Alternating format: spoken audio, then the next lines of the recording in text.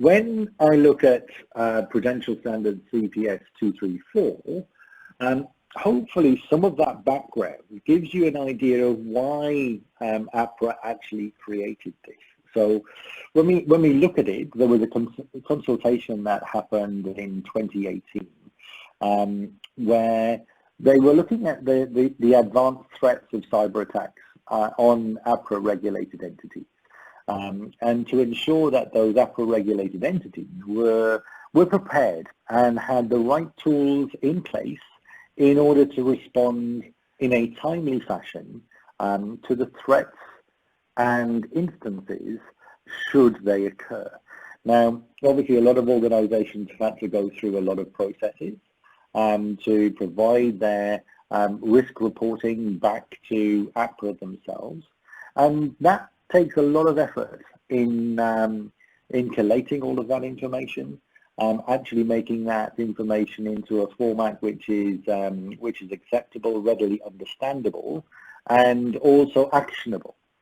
So after the closing of the feedback phase, should we call it, the regulation actually came into live existence on the 1st of July of this year. And since the 1st of July, we've seen personally, when we've been having conversations with some of our existing customers, how the regulations have affected some of the long-term projects that they've been actually looking at. So when I actually look at what does this actually mean for us, so CPS 234 is really whilst it is a standard, it also comes with its own security guide, so that organizations can go through that and look at the areas that APRA would be looking for you to respond back on your risk status. Okay. Now, in there is an awful lot of requirements and suggestions that organizations must adhere to. And there could be some implications that you hadn't thought of, or that you think, okay, well, we've been wanting to do that for a long time, but we've never really had the budget or the resources available to us in order to do that. So this sort of standard is now allowing organizations to focus their minds a little bit, but there are also things that we need to take into consideration, such as the notifiable data breach, GDPR, and all of the other compliance standards out there, which we're all actively working on at the same time. So this is a statement from Jeff Summerhays at APRA, and that is: a significant information security breach at an APRA-regulated entity is almost certainly a question of when, not if. In a worst-case scenario, a major breach could even force a company out of business. Now, let's put that into perspective. If you look at a data breach, and that data breach is in an APRA-regulated entity, but also that entity is also holding or processing information with regards to EU citizens, then it could also might also come under GDPR. There might also be data sharing models with other regions, such as Singapore and the Monetary Authority of Singapore. There could also be offshoring activities, where we're looking at cloud-based services from the likes of Amazon Web Services, or Microsoft Azure, or Google Cloud, or Ali Cloud, or any other third party.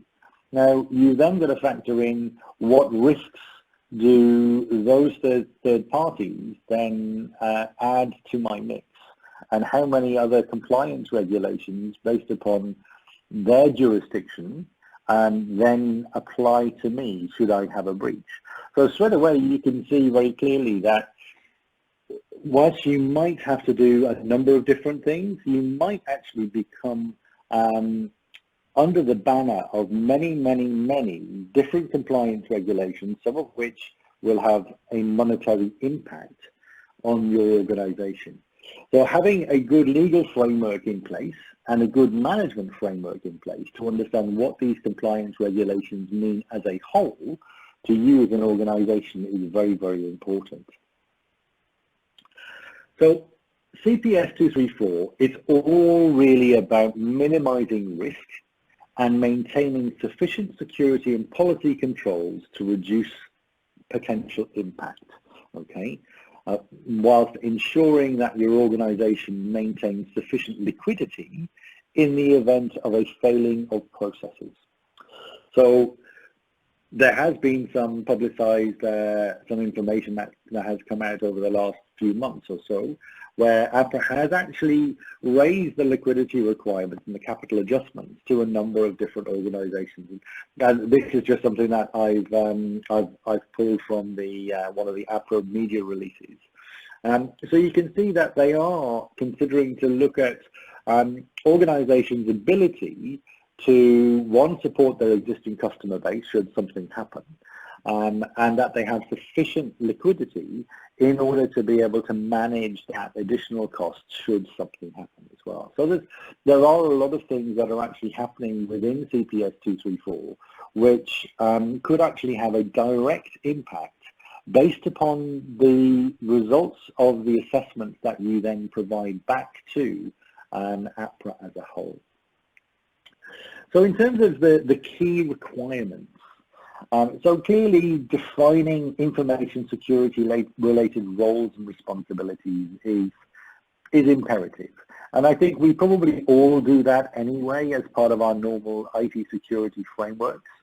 But it's important to really highlight this, because knowing who to turn to in the event of an information security breach and having the relevant processes in place is incredibly important, because if you don't have those, then you'll find that there will be a lot of panic within an organization, and people will be pointing fingers at different people going, well, this is your responsibility, and that person may going, well, actually, no, it's not my responsibility, it's your responsibility, or it's actually we outsource this and it becomes the third party's responsibility.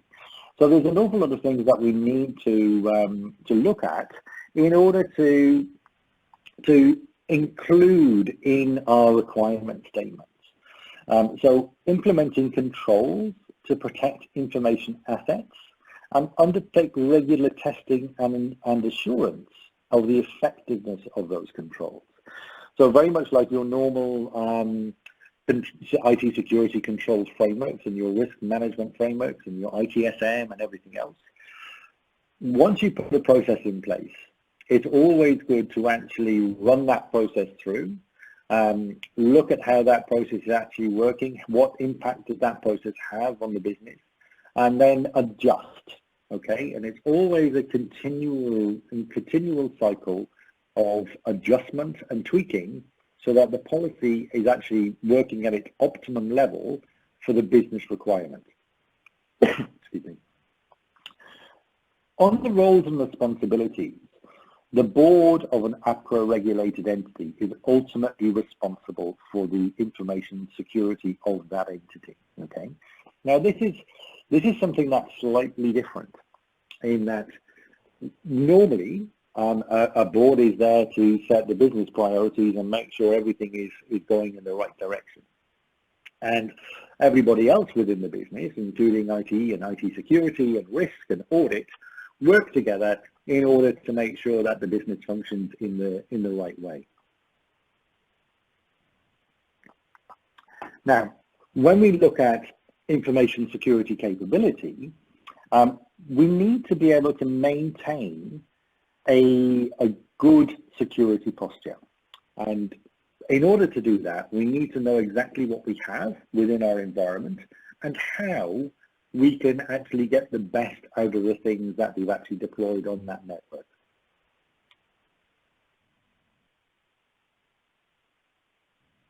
So in terms of the things that we see is really having a solid policy framework. Information security policy frameworks that provide direction on the responsibilities of all parties, okay? So, as I said before, people are understanding their roles and responsibilities and what to do. Identifying the assets and classifying those assets across your networks and even your third-party networks. And that doesn't necessarily mean your data classification. It could actually mean servers. Do I actually know what has been installed in my network? Can I physically identify that device as a legitimate device that I have actually put into my network, vis-a-vis something that a third party might have put in there for a monitoring purpose, okay? So there's lots of different things that we need to look at. Is can we inject an identity into the things that we have on our network?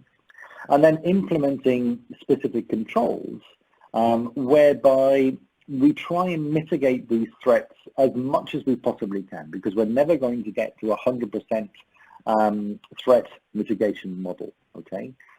We need to agree that it's not a question of if but when. And if we go back to the Ponemon report, we're now 30% more likely to have a data breach than we were 4 years ago, despite the fact that we put all of these security controls already in place. So what we're trying to do is really minimize the impact and the risk to our organization.